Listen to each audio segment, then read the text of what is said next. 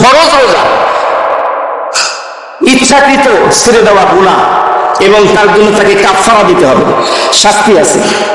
নফল রোজা কোন ব্যক্তি যদি কোন ওজর ছাড়া ইচ্ছাকৃত ছেড়ে দেয়, এটা জায়েজ আছে, তবে উত্তম না, ভালো না, তাদের জন্য গুনাহ হবে না।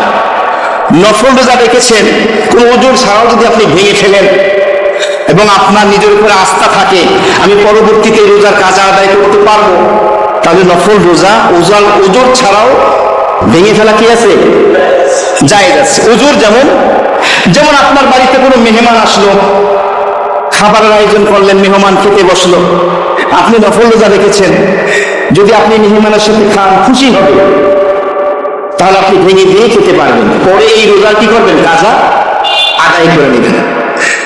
কোনো ব্যক্তি আপনাকে দাওয়াত দিল, তার বাড়িতে গেলেন, আপনি নফল রোজা রেখেছেন, যদি এখন তার বাড়িতে খাওয়া দাওয়া করেন, বেচারা অনেক খুশি হবে, আপনি নফল রোজা ভেঙে দিয়ে খাওয়া দাওয়া করতে পারবেন, পরবর্তীতে কাজা আদায় করবেন। কোন আলেম দ্বীন, আপনার কোন শায়েখ, কোন মুরব্বি, ওস্তাদ সাথে বসছেন খেতে, সে বলল খাও, আপনি নফল রোজা রেখেছেন, ভেঙে দিলে গুনাহ হবে না, পরবর্তীতে আপনি কাজা আদায় করে দিলেন। কারণ নফল ইবাদত শুরু করলে সেটাকে পরবর্তীতে পূর্ণতা দান করা হলো ওয়াজিব।